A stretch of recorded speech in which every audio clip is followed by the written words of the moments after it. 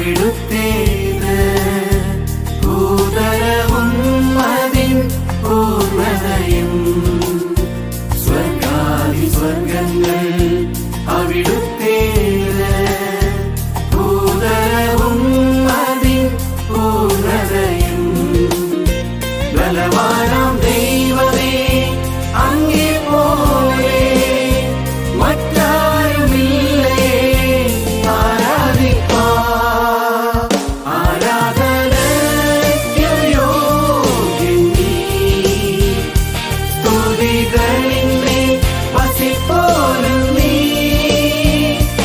അങ്ങേ എന്നെന്നും ആരാധിച്ചിടും തിരുനാമം പാടിപ്പുകഴ്ത്തും.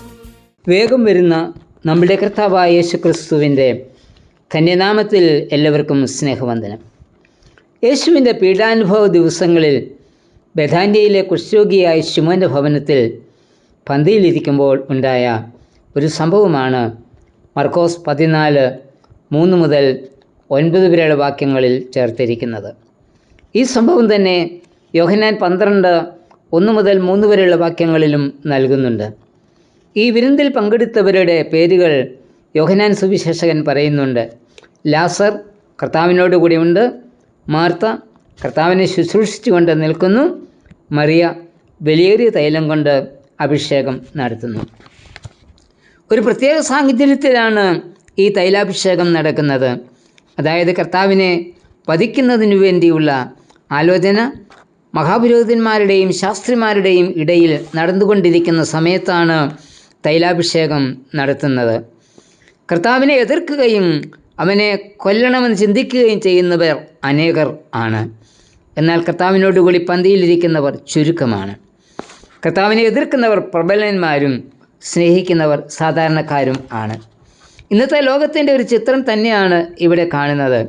ഒരു വശത്ത് അധർമ്മവും അനീതിയും കൊടികുത്തി വാഴുന്നു. സുവിശേഷത്തിനെതിരായി ഗൂഢാലോചനകൾ നടത്തുന്നു. മറുവശത്ത് കർത്താവിനോടുള്ള സ്നേഹത്താൽ കർത്താവിനെ സാക്ഷിക്കുന്ന ഒരു ചെറിയ കൂട്ടം നിൽക്കുന്നു. എന്നാൽ ഇവിടെ നമ്മെ ഓർപ്പിക്കുന്ന ഒരു സംഗതി, അധർമ്മത്തിനും അനീതിക്കും എന്നും നിലനിൽപ്പാൻ കഴിയില്ല. പിന്നെയോ സ്നേഹത്തിൻ്റെ പ്രവൃത്തിക്ക് മാത്രമേ നിലനിൽപ്പുള്ളൂ.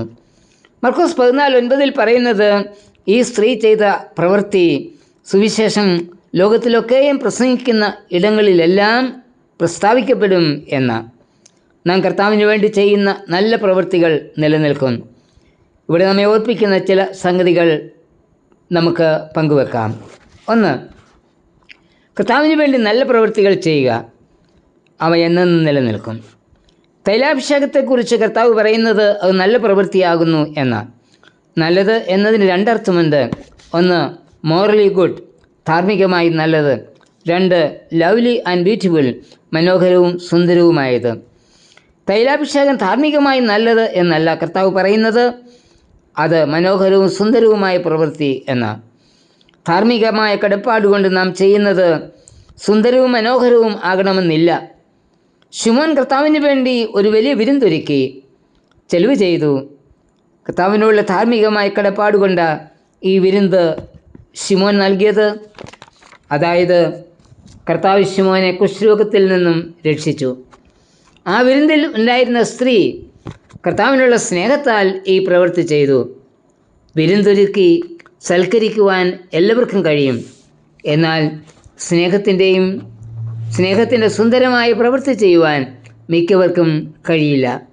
നാം ചെയ്യുന്ന ഓരോ പ്രവൃത്തിയും സ്നേഹത്തിൽ നിന്ന് പുറപ്പെടുന്ന സുന്ദര പ്രവൃത്തിയായിരിക്കണം എന്ന് കർത്താവ് ആഗ്രഹിക്കുന്നു. രണ്ട്, കർത്താവിൻ്റെ മുൻപിൽ സമ്പൂർണ്ണമായ സമർപ്പണം ഉണ്ടാവണം. വെങ്കൽ ഭരണി പൊട്ടിച്ചാണ് ശ്രീ യേശുവിൻ്റെ തലയിൽ തൈലം പൂശിയത്. ഭരണി ചരിച്ച് കമഴ്ത്തിയാൽ അല്പമൊക്കെ ഭരണിയിൽ വിശേഷിക്കും. അത് പാടില്ല എന്ന ചിന്തയാ അവൾ ഭരണി പൊട്ടിക്കുവാൻ കാരണം. ഇത് പൂർണ്ണ സമർപ്പണത്തിൻ്റെ അടയാളമായി കരുതാം. കർത്താവിന് മുൻപിൽ ഉള്ള സമർപ്പണം സമ്പൂർണ്ണമായിരിക്കണം.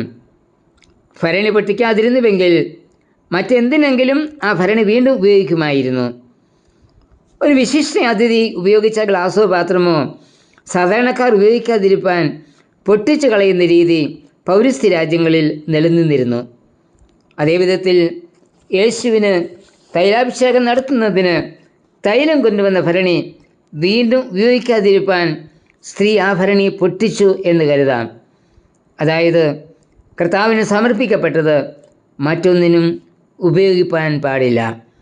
സമർപ്പിച്ചു കഴിഞ്ഞാൽ പിന്നെ നാം കർത്താവിന് മാത്രം ഉലവരാണ്. 3. ചെയ്യേണ്ട സമയത്ത് ചെയ്യാതിരുന്നാൽ പിന്നെ അത് ചെയ്യുവാനുള്ള അവസരം ലഭിക്കില്ല. ലൂക്കോസ് സുവിശേഷത്തിൽ പറയുന്നത്, ആതിഥേയൻ എന്ന നിലയ്ക്ക് അതിഥിക്ക് ചെയ്യേണ്ട ശുശ്രൂഷ ശിമോൻ ചെയ്തില്ല. ലൂക്കോസ് 7:44 മുതൽ 46 വരെ.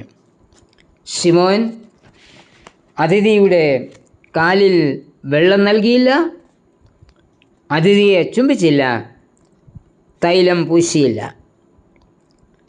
ആതിഥേയൻ എന്ന നിലയിൽ ശിമോന് പിന്നെ ഒരിക്കലും അവയൊന്നും ചെയ്യുവാൻ കഴിഞ്ഞതും ഇല്ല. കാരണം അടുത്ത ദിവസം തന്നെ കർത്താവ് ബന്ധനസ്ഥനാവുകയും ക്രൂശിക്കപ്പെടുകയും ചെയ്തു. ശിമോൻ സാഹചര്യം നഷ്ടപ്പെടുത്തി. നമുക്ക് ഏത് സമയത്തും ചെയ്യാവുന്ന സംഗതികളുണ്ട്, എന്നാൽ ചിലവ ഒരിക്കൽ മാത്രമേ ചെയ്യുവാൻ കഴിയൂ. പിന്നെ ചെയ്യുവാൻ സാഹചര്യം ലഭിക്കണം എന്നില്ല. അതുകൊണ്ട് അവസരം നഷ്ടപ്പെടുത്താതെ കർത്താവിന് വേണ്ടി ചെയ്യുവാനുള്ളത് ഇന്ന് തന്നെ നമുക്ക് ചെയ്യാം. ഒരുപക്ഷെ ഇന്ന് നമ്മുടെ ആത്മാവിനെ കർത്താവ് തിരികെ വിളിച്ചാൽ വിട്ടുകൊടുത്തേ മതിയാകൂ. അതുകൊണ്ട് ഇന്ന് തന്നെ നമ്മെ കർത്താവിന് വിട്ടുകൊടുക്കാം. കർത്താവെ, സമയം തക്കത്തിൽ ഉപയോഗിച്ച് നിനക്ക് വേണ്ടി നല്ല പ്രവൃത്തികൾ ചെയ്യുവാൻ എന്നെയും ഒരുക്കണമേ. ആമേൻ. വാതിലുകളെ നിങ്ങൾ തല ഉയർത്തിൻ, മഹത്വത്തിൻ രാജൻ എഴുന്നള്ളുന്നു.